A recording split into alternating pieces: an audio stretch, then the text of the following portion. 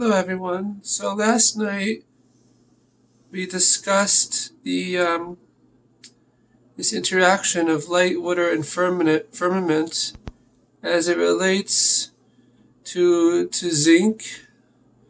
The end result is some type of a zinc reaction, and we discussed that the male seed, which is relates to light in Kabbalah, fertilizes the female seed, which corresponds to water, and the newly formed embryo is called the firmament rakia.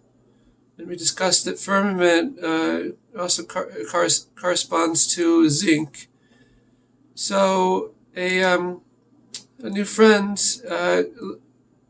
messaged some articles about this light reaction that occurs when a sperm comes in contact with an egg, and this light reaction occurs. It's been observed.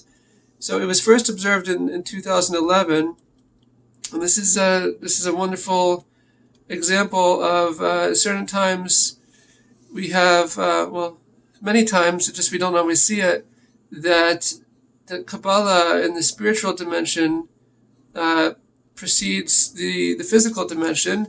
And I mean, these Kabbalistic teachings are hundreds of years old. And here we have in 2011 that it was first observed by scientists. And the book that I'm quoting from Body, Mind, and Soul is from 2004. So it's just it's fun to see God's workings in creation. Even like it was a discussion about zinc last night, and here we are now talking about fertilization, which is also a very important topic. So I wanted to discuss it because the fertility mindset very much relates to all that we've been discussing about of experiencing joy in breathing. And with every breath we take, it's like a rebirthing, a rebirth renewal process that just like God recreates reality at every moment, so that every breath that God is renewing us and wanting us to live an inspired life. So I'm going to link to this. This is a responsa from Rabbi Gunsburgh, and I'll just read the question. We have been waiting for children for a number of years and are undergoing fertility treatments. Following every unsuccessful treatment, we of course suffer great disappointment and difficulty. From what mindset should we approach the treatments? Faith that with God's help, someday it will be good, or confidence that the treatment will succeed? So I'm going to link to this. There's some paragraphs here, and very important things to have in mind. I wanted to focus on the last paragraph because it relates very much to all that we've been saying in this series of health-related videos. The main thing, this is, again, the second to the last paragraph, the main thing, he who walks with simple sincerity, the inner dimension of Hod, the sphere, the divine channel of Hod, the feminine aspect is in Hod, will walk confidently with active confidence the inner dimension of Netzach, the male aspect of Netzach, of the sphere of Netzach, which is eternity, confidence. So we've been discussing as it relates to the immune system about Hod, that in Body, Mind, and Soul by Rabbi Gunsburgh, it corresponds the sphere of Hod, the divine channel of acknowledgement, to the immune system, and the inner experience of that divine channel is timimus, which is sincerity, simplicity, earnestness, and with every moment to give thanks to God and to walk simply in our service of God, wholeheartedly in our service of God. So that's it's passive, but there's always this pair of Netzach and Hod. So Netzach is the sphere, the divine channel that's active. It's active confidence. actively walking forward, progressing. And we talked about the tribe of Zevulun that relates to walking. The sense of the tribe of Zevulun is walking. So it was alluded that's an allusion to the need to have both Netzach and Hod. It's called the right leg and the left leg. But we'd like to keep things abstract, so it's these active and passive, active and passive. So I'm just going to finish this paragraph. Work on your own awakening from below by employing the trait of simple sincerity in the soul. There is nothing like a person conducting himself with simple sincerity before God to awaken God to save him, which brings and draws down divine awakening. First, God infuses the soul with complete confidence in him and his imminent salvation, and then he saves the person in reality. And then the end of this is think positively, and all will be good. May we hear good news from you soon. So we spoke about the importance of thinking positively. That's for sure. But in a arousal from below is like a readiness of the egg to transform to become an embryo. The readiness of the egg. So it's very interesting. This article that my friend sent me. Just going to. So it's this paragraph. I thought it was very, very cool. So why is zinc so special? The researchers found the eggs compartmentalize and distribute zinc to control the development of a healthy embryo. The mineral plays a vital role in controlling the decision. It has a quote-unquote decision the egg makes to grow into an embryo. So the more zinc that's released, the brighter the flash and the more viable the egg. So I talked about the healthiness of the egg is the brightness of the flash that happens once the sperm hits the egg. So it was very interesting because in this response to Rabbi Gunsburgh, it talks about awakening from below, is rus de la sata, as this, and that we need to be ready to receive blessing. That God always wants to bestow blessing on us, and we need to open ourselves to be ready to receive that blessing. So, as we discussed with this triad of light, water, firmament, so you have to receive the light, right? To in the physical, for the egg to receive the sperm, and then to form an embryo, this new the start of this new life. So it's just a wonderful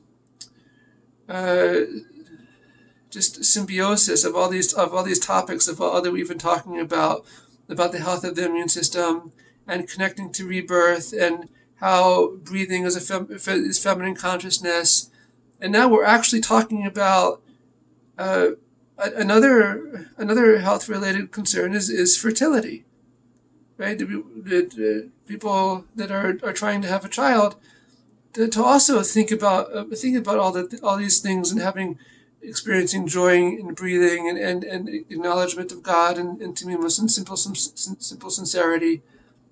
And not only that, but the actual analogy that's brought in Kabbalah has a direct parallel to actually what happens in the physical.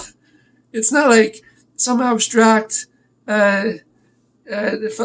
philosophy. I mean, this is really a direct example of that everything in the spiritual has its parallel in the physical. So when we talk about that Hashem separated, that God separated the rakia, this upper firmament and lower firmament. So we say that the higher waters are the divine wisdom of the Torah. And specifically now we're talking about focusing on the inner dimension of the Torah, the mysteries of the Torah. And then the lower waters are the natural sciences, is the physical observable universe, the God-created universe. So the kiss is the unification of the higher and lower waters, which is like this flash of light that gives birth to not only to actualizing our potential both in the physical with physical children, in the spiritual with all our pursuits in life, all our good pursuits in life, but it's also a unification of Torah and science, of the eternal wisdom of the Torah, of God's given the divine Torah to us, instruction to us, and the created universe. So I was really happy that he sent that. I was really blown away, and it really made my day. I really appreciate that.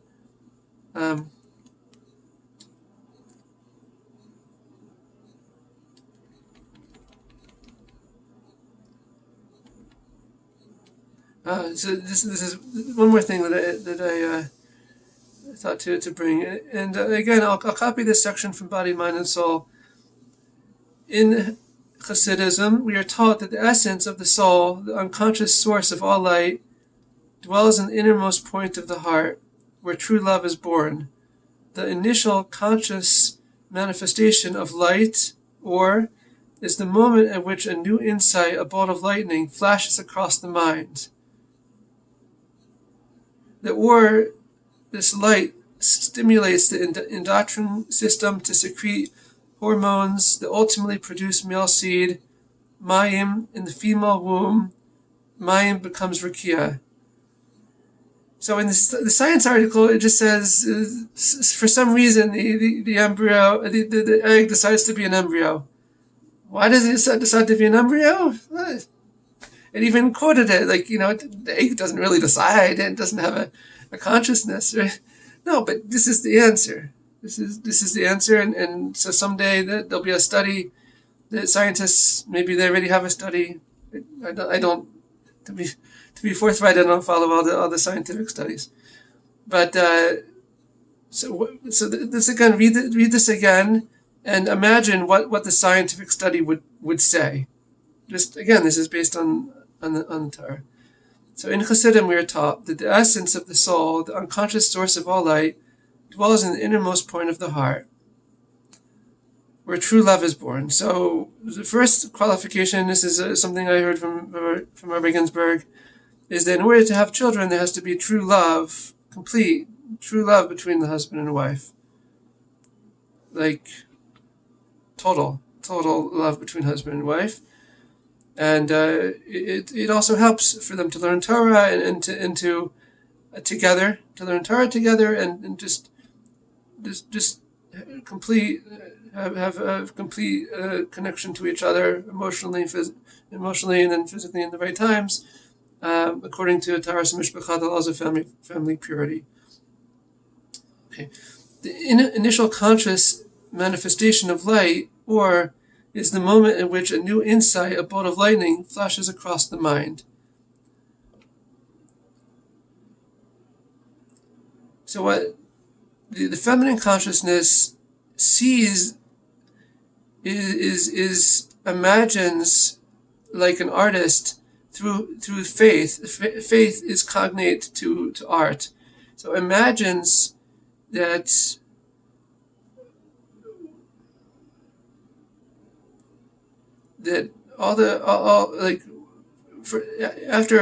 after inception, for sure, of what, imagining what the baby will look like and all of that, but it's imagining being a mother, right?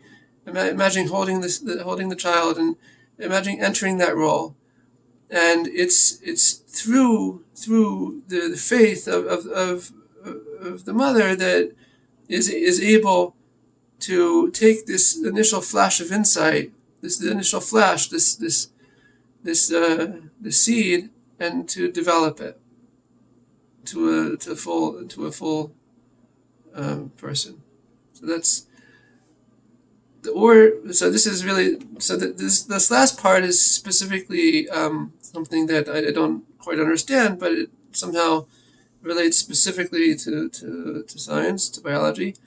The light, again, of the seed, the sperm, stimulates the endocrine system to secrete hormones that ultimately produce male seed, mayim.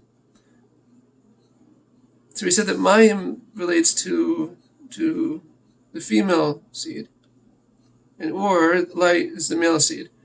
In the female womb, mayim becomes rakia. So that's when the egg decides to become an embryo. So maybe someone has an article to that, and there's more here. So there's probably room for more correspondences.